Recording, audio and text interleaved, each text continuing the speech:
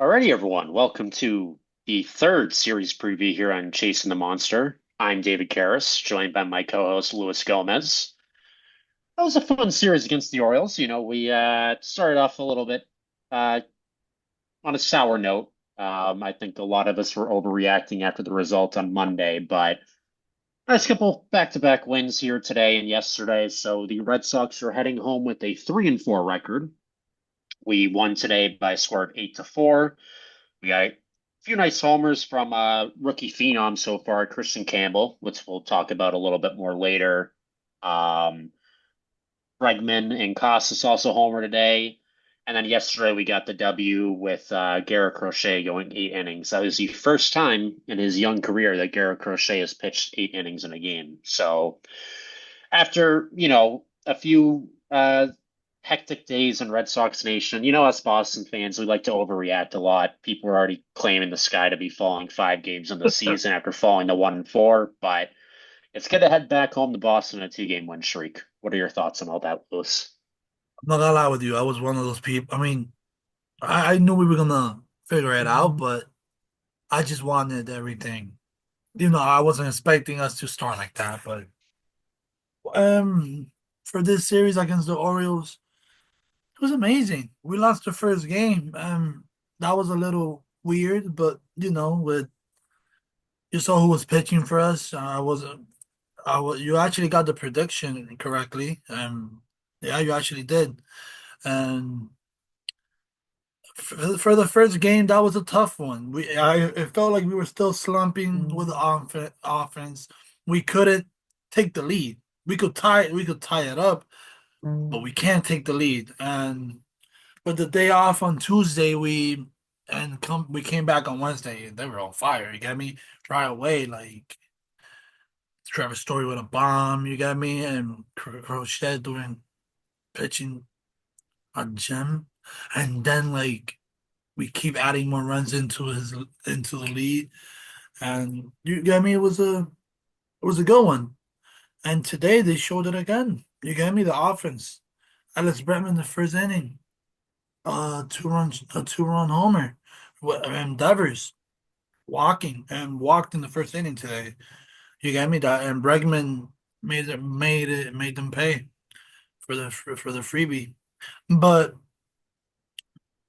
it's a lot of things going on right now. Casas, home run. Jaron Duran he's hitting the ball really good, but he's getting unlucky. He's hitting the ball right at people. It's a lot of but it is positive stuff. You get me? It's stuff to be happy about and to keep moving forward. And we're happy. Yeah, it's funny. I think that that still image of Bregman face planting at the end of game one, going for that ground ball, is very symbolic of how Red Sox fans felt after that first week, where it's great, vibes are high after a game one opening win, but then four in a row, it's like we all felt like we did a face plant with Bregman there. But vibes are a lot higher, as Cora likes to say, heading into this home opener against St. Louis. Next thing I wanted to Yeah. talk about. Sorry, did you want to go? I was actually scared for Bregman. Like I was hoping he didn't like break a nose or something. He went down really hard. And I mean, you can still he has a little scar, but Right.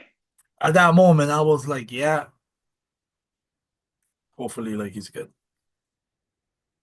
So not only did the Red Sox spent the first part of the week getting wins off of the baseball field, and they got wins on the baseball field the second half this week, but we're here to talk about the wins off the field for a couple minutes. So a couple nice celebratory contracts given out by Craig Breslow earlier this week to our youngsters. Monday night, Garrett Crochet, the new Red Sox ace that we acquired this past December, agreed to a 6-year, $170 million contract extension. It begins in 2026 and it includes an opt out after the 2030 season. So Garrett Crochet will be making, on average, about a little over 28 million a year. For me personally, love this deal. Um, Anything that we could have done to have signed him, I honestly don't care if it would have been well over 200 million. I'm just happy that we signed him because now we don't have to worry about him leaving us in a couple of years when he hypothetically would have became a free agent. Obviously, the price to pay for him was steep in December. We gave up four prospects, a couple people that a couple players that a lot of people were excited in, and Braden Montgomery and Kyle Teal were part of that package. But all that's put to rest now because we just signed an extension. He's going to be the Red Sox ace for the foreseeable future, and it's great. I thought we would at least have to give out 200 million for him, and we were able to get him for 170 million. So Even I'm better. completely happy with that deal. Right. Yeah, even better. Even cheaper, like for us. And then the second deal that was given out yesterday afternoon was to our other youngster, rookie phenom Christian Campbell. He agreed to an 8-year deal worth just 60 million, a very team-friendly contract, and it includes two club options, so he could be a franchise cornerstone locked up through 2034 at least, and he's only making um, just under 8 million a year. Very, you know, it Surprising. lev right. Leverage comes into these negotiations, and Christian Campbell doesn't have much leverage in negotiations, even though he was one of our top prospects, and he was Baseball America's Prospect of the Year last year. But the fact of the matter is, it's hard to justify paying someone more than 60 million that just played 5 games. So he didn't have much leverage in the deal, but another crazy team-friendly contract for the Red Sox, in my opinion. I mean, very, very cheap, and it's a win-win for both sides, where the Red Sox now have someone who they think highly of, a youngster locked up for the next 10 years almost, and Christian Campbell is now rich. He secured generational wealth for him and his family. So love the deal for that. I can't believe that it was that cheap of a deal, but I'm very happy that we were able to get that done. And Christian Campbell has looked the part so far in the first 7 games of the season. Yeah, we were. You know what's funny? Some Yankee fan called me today to talk about that contract. He's like, "What did y'all do to him? How did he fall for that so easily? Only 8 years, 60 mil? How? There's no way." I mean, I'm not. I was really shocked. Like, I feel like he's gonna be worth more, but I mean, you also gotta understand, he's probably like, if you don't take that money, you're probably risking on the risk. You know, things doesn't go your way sometimes. What, God forbid, injuries happen or something else happen. You never know. And he secured his future. He secured the bag, and now he doesn't have to worry that until 2033 or 34. Yeah, it's a great deal. And if it doesn't work out, and say that either of them struggle or either of them don't live up to the hype, which doesn't look like that'll happen, but in the worst case scenario that does happen, we can trade them to another team, and it's not like their salaries will account for too much against their the payroll. So it's a Right. win-win, a It's win-win-win. not It's a even great like deals.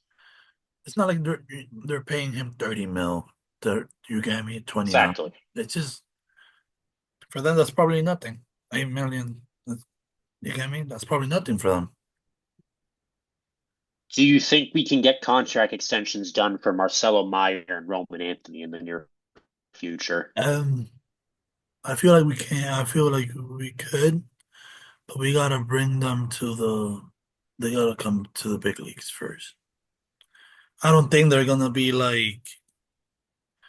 They're not gonna sign in the minors. I don't think so. Like especially if the Red Sox they're probably gonna be like, let me see what you got, and if you perform like Campbell is, then they're gonna definitely talk to you about extension. But yeah, I don't think while they're in the minors, there's not gonna be no extension.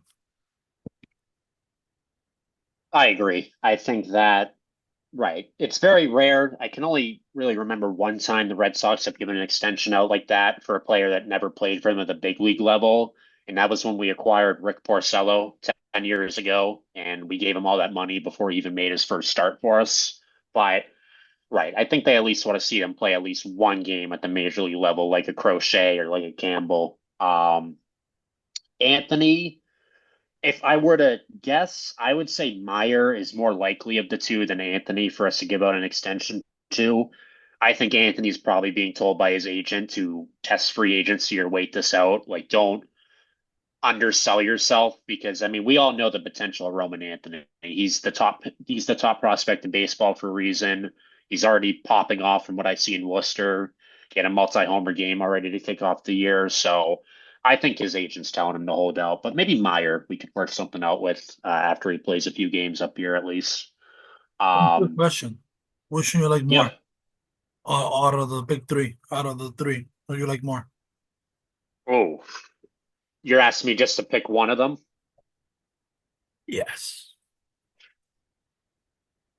Oh, that's a tough one. I mean, I got to go with Roman Anthony, even though it's going to be very painful for us to find a spot for him, given that we have too many outfielders as is. But everything I've seen from Roman Anthony, I really like. I've been a fan of Meyer since we drafted him, and then I didn't know too much about Campbell until spring training. I'm going to be honest, but I would say Roman Anthony one, and then I'd say probably Campbell two now, just because of what we've seen him do in the major Yeah. league level to start the season, and then Meyer three. But that's how I'd rank the big three. I do hope they all pan out, obviously, but I like many other Red Sox fans are just waiting for the day Roman Anthony gets called up because I just can't wait to see him play at the major league level.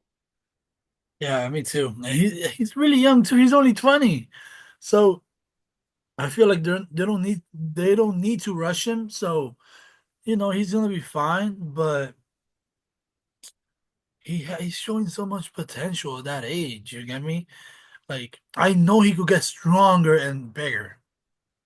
Think it could be while he's getting stronger and better and bigger, he's just gonna get better and better. You get what I mean? Also, the same thing for Meyer and Kirsten Campbell. It's like you could tell Campbell is all of them like they're skinny. They're gonna get bigger or something. You get me? They're gonna gain more muscle, and they're gonna be in a good spot. No, they will. They will. The the future has a the future is really bright right now in Boston. Absolutely. So talk to me about the St. Louis Cardinals a little bit. So they're 4-2 in this young season. They finished at 83 and 79 last season. They second place in the NL Central. Um, what are the strengths and weaknesses of this Cardinals team for people that don't know a lot about them? It's a totally different team from last year. No, Paul. I will tell you this right now because it's the early season. They're hot. They're hot. They started the season really hot. They've been playing really good baseball recently, and I don't know how they gonna play tomorrow against us. It's a little weird because we're a good ball club as we're a good ball club. So let's see how they see Walker Bueller. They probably have seen him before because and Walker Bueller was from the Dodgers in the National League, and the National League they all those teams face each other all the time, so they probably are familiar with him. It's gonna be really interesting to see what's gonna happen. Um, Someone that I'm not looking forward to see is Nolan Arado, and it's because I'm not gonna lie with you. Every time he comes to Fenway Park, he homers like in the 3 games. He like what we played 3 games against him. For some reason, he has to hit a home run there. He goes off when he's playing in Fenway Park, and I feel like in 2023 he that was the last time he played in Fenway Park. He really when we were winning those games and stuff, he really took them away from us. It was crazy with that defense playing that third. It was crazy, but hopefully we could, have a good pit, and Walker Buehler could be set, ready to go, have control, and be on his pitches. And I feel like we shouldn't be scared or afraid of them, even if they're hot right now at the right moment. But nah, I feel like we're getting hot as well, and there's no excuses right now. And what are your thoughts on each of these pitching matchups? So tomorrow in the home opener for Boston, Eric Fetty is on the bump for St. Louis versus Walker Buehler for the Sox. Fetty is 1-0 with a 1.50 ERA this season. Walker Buehler is 0-1 with an 8.31 ERA so far this year. Saturday at 4:10, Andre Palante is on the mound for the Cardinals versus Richard Fitz on the bump for the Boston. Palante is 1-0 with a 3.60 ERA to start the season. Fitz is 0-1 with a 4.50 ERA to start the year. And then the series finale on Sunday, it's Miles Mikolas on the mound for the Cardinals and Sean Newcomb on the bump for Boston. The right-hander for St. Louis is 0-0 with a 3.38 ERA so far this season. And then Newcomb is 0-1 with a 9 ERA and his lone start here in 2025. So what do you think about each of those pitching matchups? For the for tomorrow, Eric, what's his last name? I believe it's Fetty. Fetty, yeah, Fetty. I mean, but Eric Fetty, he pitched really good the last outing. I mean, I saw that he pitched 6 innings, but only two strikeouts. So, that's maybe that's a good thing because I prefer to put the ball in play than be striking out. But he's gonna be facing the Red Sox, and the Red Sox are gonna be hyped up and ready to go on opening day tomorrow. And I feel like they're gonna get on top of him. I don't feel like he's gonna really stop us like that. I don't feel like it. And for tomorrow with Walker Buehler, I feel really confident. His first time pitching for in Fenway Park. It's gonna be really exciting moment for him. And we also got to think about this. Walker Buehler just signed a 1 year deal with us.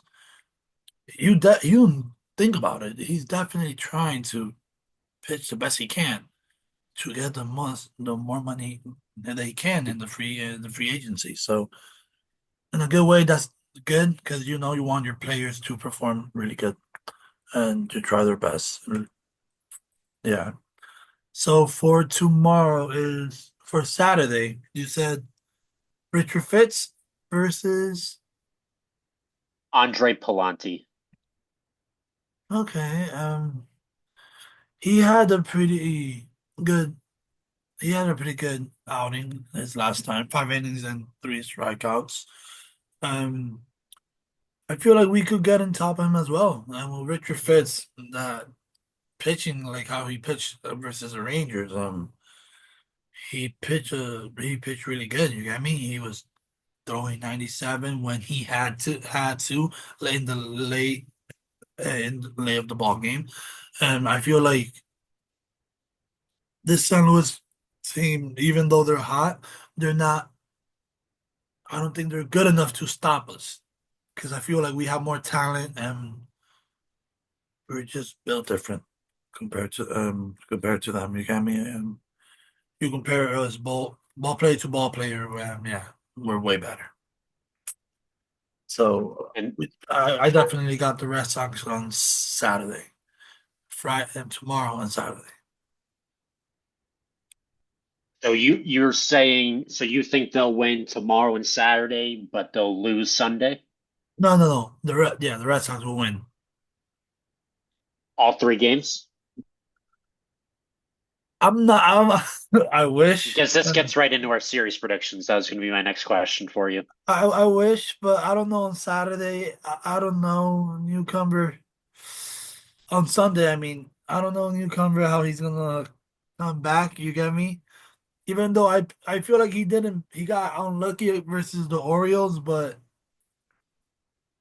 hopefully he doesn't get unlucky versus the Cardinals. So I wish I could say 3-0, but I'm not gonna be greedy here. I feel like the Red Sox are gonna win game one and game two Friday and Saturday, and I feel like we have a good chance to win game three as well. But it's just I don't know what to expect from Newcomb. So I'm gonna say we lose on Sunday and we win on Fridays and Saturday. Yep, that's funny. That was my exact prediction. I was going to say the same exact thing. I think we're going to win the home opener. Red Sox haven't won a home opener since 2021, or excuse me, since 2020. It's Wow. long overdue. We got to win a home opener at some point. I think that streak breaks tomorrow. I think we'll win again on Saturday. Like, until the end, the wheels came off a little bit, like you said, with that last Fitz outing. But I think Fitz is going to pitch well. And then I just can't trust Newcomb yet. I like the guy. I root for him, being a local guy. He's from the Boston area. But yeah, it was a pretty tough outing his last time out there. So I can't trust him yet. But I mean, obviously, I hope the best for him, and I hope he has a bounce back outing. Yeah. Um, I don't know if you the realize, you saw who pitching and for the Wu Sox this week, no, Brian Giolito. Bale. Oh, Brian Bale. He pitched 2.1 inning, four strikeouts. He did really good. He was touching 97, so I believe I heard Alex Cora said that he's gonna pitch three. He's gonna have 3 games in the Wu Sox, and then he's gonna come up if everything's fine with his injury. And he's but yeah, for now that's the plan, and hopefully he's fine. We could get Newcomb out of there and put Bayo. I believe way more in Bayo. I would definitely go for winning on three if Bayo was pitching on Sunday. You get me? Right. And I believe the same thing is going on with Giolito down in Worcester, where he's got 3 rehab outings, and then hopefully he'll be back up. So, Yeah, he you also know, it pitched as well yesterday. He pitched the same amount of innings, I think like 5 or 4 strikeouts. He did really good as well. can't wait to have them back in the fold. Absolutely. Right. It'll create some tough conversations and tough decisions for Alex Cora, but we're paying Giolito 17 million, and we just gave Brian Bayo 55 million last year. So they are absolutely staples of this rotation. Yeah, I Um, feel like we're gonna be fine. And it also gives us more like you add Bayo and Giolito into the mix, you get me? If you think about it, like every pitcher is gonna have 1 day off, one more day. Instead of a 5 day resting, it's gonna be 6. And it's gonna be great for your arm, you get me? That's really good. Especially yeah, nowadays with the injuries that happen to pitchers. If you could get like a 6 day, how you call it, 6 day. I'm joking. Um, like day six off, day break. 6 days off, and you'll be fine with the arm, and you're taking care of the arm as well. But I feel like Right. they should definitely have a 6-man rotation. I agree. We have the pitching depth to sustain that. Obviously, on the other side, the only tricky thing about running with the 6-man rotation is that you have one less bullpen arm. But I think it's as important as possible these days to have all your starters healthy. And when we have a few guys in our rotation, like a Giolito, like a Bayo now, and especially like a Crochet, who have had decent injury history so far, we want to I preserve them for also October. We also have Cutter Crawford injured, That so too. yeah, we have a lot of pitching depth right now. So it doesn't hurt to have it though. So we good. It doesn't hurt. It's a good problem to have. So Yeah, the last thing I wanted to bring up to you is these jerseys leaked this week, the new City Connect jerseys for the Red Sox.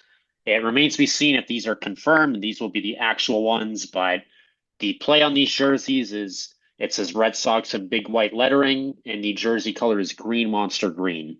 yeah. What are your thoughts on these? It looks really cool. I feel I like the yellow jerseys. I like them as well, but I feel like this one connects more to the team because only the only real people from only the people from Boston knows the reason why it's yellow. You get me? But sometimes people from New York will be like, they will see me with a jersey and they will be like, "Why is it yellow? Makes no sense." It's because they don't know. But you see that green jersey and they right away you could tell like it's because of the green monster. You get me? And that green monster has been there for quite some time now. So everybody in the league knows. You get me?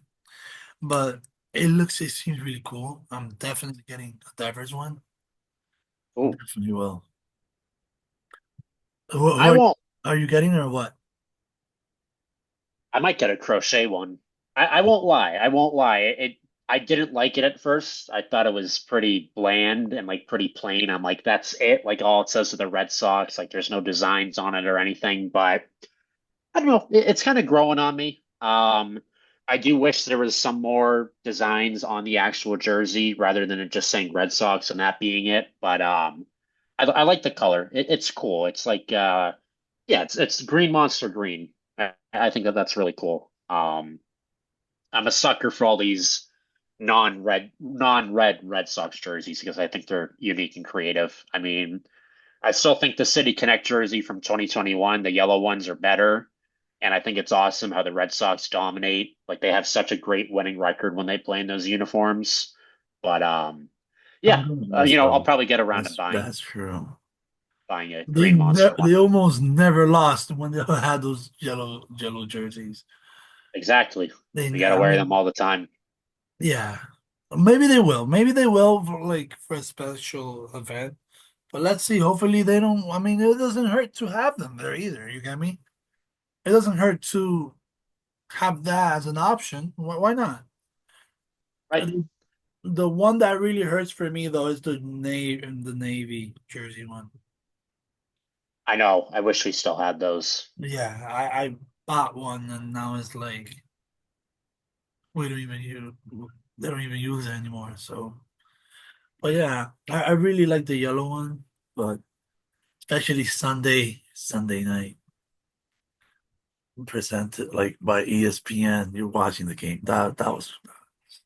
That's fire. I Right. remember those jerseys.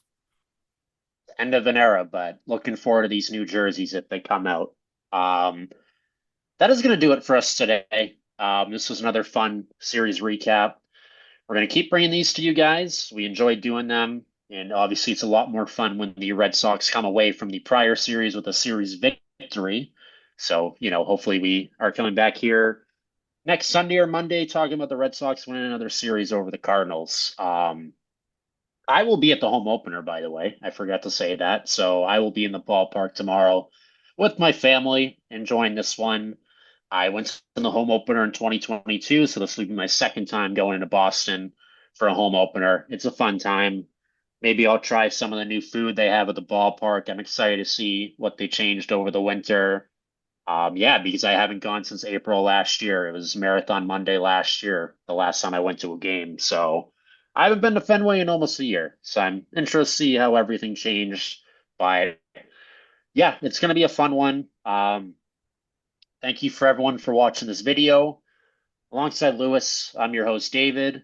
And yeah, go Red Sox. And we will be back talking to you again sometime soon. Alrighty, everyone. Have a good night. Take care.